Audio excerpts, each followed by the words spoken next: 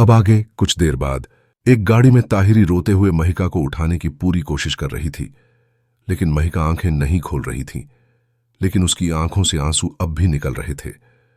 महिका का पूरा शरीर अब धीरे धीरे लाल होता जा रहा था। उसका चेहरा, उसके हाथ सब पूरे लाल हो चुके थे। ताहिरी ने रोते हुए महिका के गालों पर थपथपाते हुए कहा, मही आंखें खोलना, मही उठना। ताहिरी के बार बार थपथपाने से महिका की आंखें खुल गईं, लेकिन उसकी आंखों से आंसू अभी भी निकले जा रहे थे, जो शायद आज रुकना ही नहीं चाहते थे। ताहिरी ने महिका से कहा, तू ठीक है ना? महिका ने कोई जवाब नहीं दिया, क्योंकि वो कुछ सुन ही नहीं पा रही थी। तभी महिका की नजर एक जगह पर पड़ी। महिका ने गाड़ी रोकने के लिए कहा। ताहिरी ने कहा, अभी तेरी हालत सही नहीं है, हमें जल्दी ही हॉस्पिटल जाना होगा। महिका ने फिर गाड़ी रोकने के लिए कहा। वैभव को ना चाहते हुए भी गाड़ी रोकनी पड़ी। महिका गाड़ी से उतरी, लेकिन उसके कदम लड़खड़ा गए। उसके गिरने से पहले ही ताहिरी ने उसे पकड़ लिया। ताहिरी ने सामने देखा, जहां वही शिव मंदिर था जहां महिका सिर्फ आयान की वजह से गई थी। मंदिर को देखकर ताहिरी ने महिका को देखा। कुछ देर बाद मंदिर के अंदर महिका एकटक भगवान शिव को देखे जा रही थी, और उसके आंसू जो आज बारिश की तरह जोरों से बरस रहे थे। भगवान जी को देखते हुए महिका को वो सब याद आने लगा जो उसके बचपन के थे। जब जब वो अपनी मां महिमा के साथ मिलकर भगवान शंकर की पूजा किया करती थी और हमेशा प्रसाद चुराकर खाया करती थी, और हर बार उसकी मां कहती थी कि मही, कभी भी तुम्हें कुछ ऐसा चाहिए होगा जो तुम्हें कोई नहीं दे सकता था, वो तुम सच्चे मन से इनसे मांगना। तुम्हारी सच्चे दिल से मांगी हुई कोई भी चीज तुम्हें भगवान जरूर देंगे, बस तुम्हारा मन साफ होना चाहिए। कभी कोई रास्ता नजर ना आए तो इनके पास आ जाना, ये कोई ना कोई रास्ता तुम्हें जरूर दिखाएंगे, कहा। यह सब याद करके महिका रोए जा रही थी। आखिर में उसने भगवान को देखते देखते अपने घुटने टेक दिए। उसने रोते हुए कहा, मैं सोचती थी कि मैं अपनी किस्मत खुद लिख सकती हूं, लेकिन मैं गलत थी, मैं पूरी तरह से गलत थी। क्या हमें इतना भी हक नहीं है कि हम खुद के बारे में सोच सके? क्यों मेरा साथ ऐसा हुआ? क्यों? क्या करूं ऐसा कि सब ठीक हो जाए, मेजर साहब मुझे मिल जाए? क्या करूं? मेरे पास हर एक प्रॉब्लम का सॉल्यूशन होता था, लेकिन अब नहीं है। क्यों मां कहती थी कि आपके पास हर एक प्रॉब्लम का सॉल्यूशन है, आप सब ठीक कर सकते हैं, आप सबकी मदद करते हैं, तो मेरी मदद क्यों नहीं कर रहे? क्या इसलिए क्योंकि मैंने हमेशा आपको चैलेंज किया, हमेशा आपके पास अपने गुरूर में आई? क्या यह गलती थी मेरी? तभी उसके कानों में एक आवाज आई, आखिर तुम आ ही गई। महिका ने उस ओर देखा जहां वही पंडित जी थे जो उसे वही पहले मिले थे। महिका की आंखों में आंसुओं को देखकर पंडित जी ने कहा, आखिर अपने दर्द को बाहर निकाल रही हो, आखिर तुम रो रही हो। यह सुनकर महिका ने उन्हें देखा, फिर उसने अपनी आंखों और अपने गालों को छुआ। उसे अब जाकर एहसास हुआ कि वो रो रही है। यह देखकर वो हैरान हो गई। उसने हैरानी से कहा, यह कैसे? पंडित जी ने मुस्कुराकर कहा, क्या बात है, तुम इतना रो क्यों रही हो? पहले जब आई थी तो भगवान को चैलेंज करके गई थी। महिका ने उन्हें देखकर भगवान को देखकर बोली, क्या इसका बदला ले रहे हैं ये मुझसे? पंडित जी ने वैसे ही मुस्कुराकर कहा, ये कभी किसी से बदला नहीं लेते बेटा, ये तो बस सब पर अपनी कृपया तू है। कहा। महिका ने उन्हें देखकर रोते हुए कहा, आज मेरा बदला पूरा हो गया, मेरा मकसद पूरा हो गया, जो चाहती थी वो हो गया। आज मैं जीत गई, फिर भी मैं आज हार गई। मुझे जिसका डर था वही हुआ, मेरा प्यार मुझसे दूर हो गया। हमेशा के लिए क्यों क्या कुछ गलत चाहा था? मैंने क्यों वो मुझसे दूर हुए?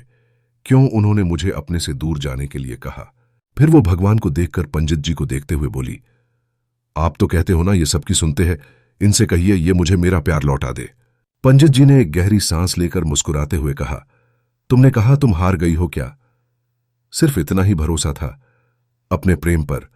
क्या तुमने सच्चे दिल उससे प्रेम किया था? महिका ने नम आंखों के साथ कहा, हां, लेकिन उन्होंने मुझे हमेशा के लिए खुद से दूर जाने के लिए कह दिया और मैं कुछ कर भी नहीं सकती। महिका की बात सुनकर पंडित जी ने कहा, अगर तुम्हारा प्रेम यही चाहता है तो तुम उसकी इच्छा पूरी कर दो। यह सुनकर महिका उन्हें देखने लगी। पंडित जी ने प्यार से कहा, कभी कभी जरूरी नहीं है हमें वही मिले जो हम चाहते हैं, और कभी कुछ पाने के लिए बेहद परिश्रम करना पड़ता है, तब जाकर हमें फल मिलता है। अगर तुम जानती हो कि तुम्हारा प्रेम सच्चा और साफ है तो तुम्हें खुद पर और अपने प्रेम पर भरोसा रखना होगा। महिका ने नम आंखों के साथ पूछा, क्या मैं किस्मत बदल नहीं सकती? क्या मैं सब ठीक नहीं कर सकती? पंडित जी ने प्यार से कहा, मैंने कहा ना, अगर तुम्हें अपने प्रेम पर पूरा यकीन है तो बस समय का इंतजार करो। महादेव के पास आई हो और पहली बार तुमने इनसे कुछ मांगा है और मैं साफ देख सकता हूं, इस समय तुम्हारा मन बिल्कुल साफ है।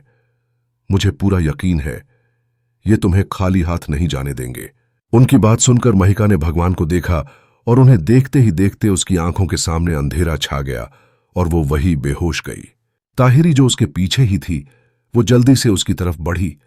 उसकी आंखों से लगातार आंसू बहे जा रहे थे। उसने जल्दी से महिका को उठाया। पंडित जी ने ताहिरी से कहा, इस बच्ची का साथ मत छोड़ना। ताहिरी ने उन्हें एक नजर देखा, फिर बिना कुछ कहे महिका को लेकर वहां से जल्दी ही निकल गई। उनके जाते ही पंडित जी ने भगवान को देखते हुए कहा, सबकी परीक्षा लेते हो, इस बच्ची की असली परीक्षा तो अब शिरके क्या हो। उनके जाते ही पंडित जी ने भगवान को देखते हुए कहा, सबकी परीक्षा लेते हो, इस बच्ची की असली परीक्षा तो अब शुरू होगी, बस उसकी मजबूती टूटने मत देना। देव को सही तो टपता था। इतना कहकर वो बारिश को देखने लगे और बारिश को देखते हुए बोले, आज ये बारिश किसी के टूटने पर बरस रही है, कोई बहुत टूटा है आज। तभी उनके पास छोटे पंडित जी आते हुए बोले, आपको क्या लगता है ये कन्या बच पाएगी? इनकी कुंडली में ग्रह नक्षत्र काफी बिगड़ रहे हैं। मुझे ऐसा लग रहा है कि शायद इस कन्या के साथ बहुत बुरा होगा। महापंडित ने मुस्कुराते हुए बारिश को देखते हुए बोला, इस बारिश को देख रहे हो, ये आज ऐसे अचानक कैसे होने लगी? क्योंकि इसको भी एहसास है किसी के टूटने का सिर्फ एक शख्स के टूटने का नहीं, बल्कि आज दो दो शख्स टूटे हैं, जिनमें से एक शायद ही कभी दोबारा जुड़ पाएगा। और बात रही उस कन्या के बचने की, तो सब कर्म पर निर्भर है और उस कन्या के विश्वास पर निर्भर है। अगर वो मजबूत रही तो सब मुमकिन है। इतना कहकर वो मुस्कुराने लगे। छोटे पंडित जी बोले, आपको बात सदा मेरे सर के ऊपर से जाती है। उनकी बात सुनकर महापंडित जी हंसने लगे।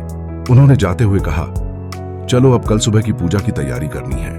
वो जाने लगे, तभी उन्हें किसी के कदमों की आवाज सुनाई दी। उन्होंने बिना पीछे पलटे खुद से कहा,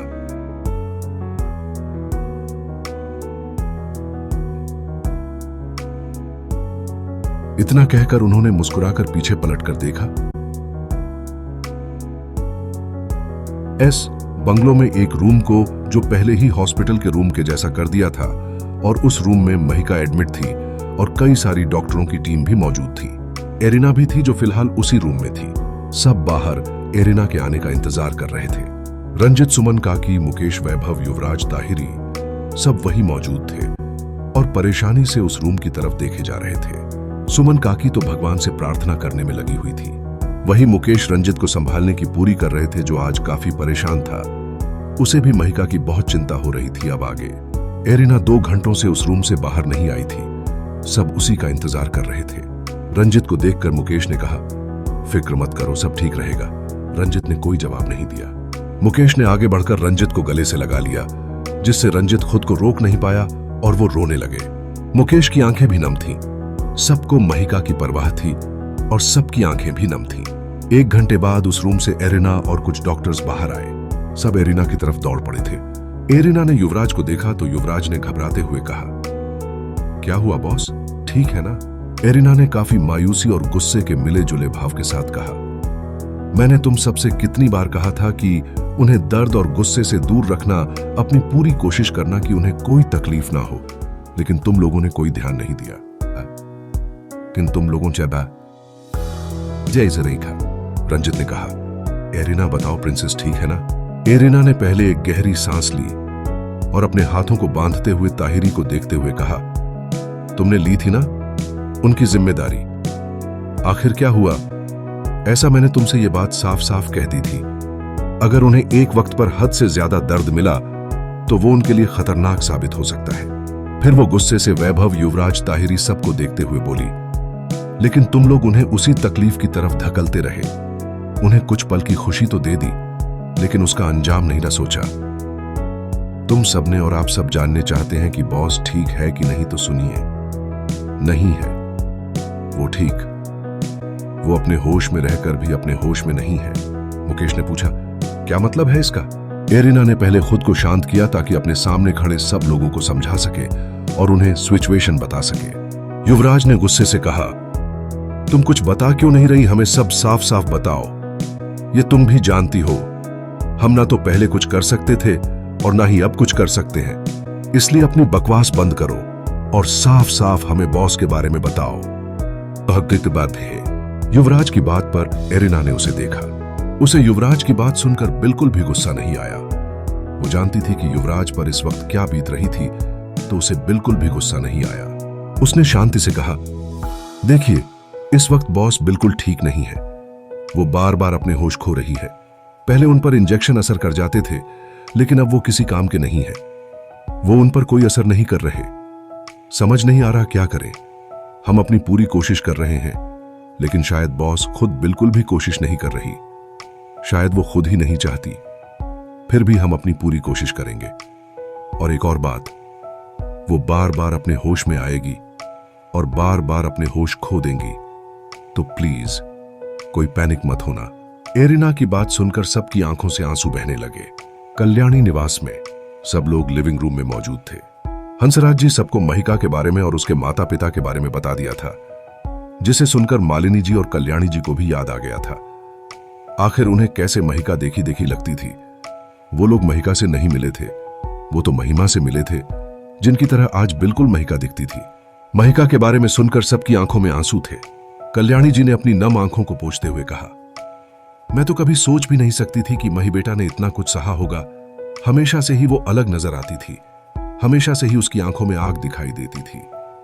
मैं तो सोच भी नहीं सकती थी कि वो शिवांश की बेटी होगी। फिर वो हंसराज जी को देखते हुए बोली, एक बार आपके जरिए ही तो मैं शिवांश और महिमा से मिली थी। कितनी प्यारी बच्ची थी। महिमा पहली बार में मिलते ही दिल जीत लिया था उसने, लेकिन कभी उससे दोबारा मुलाकात नहीं हुई।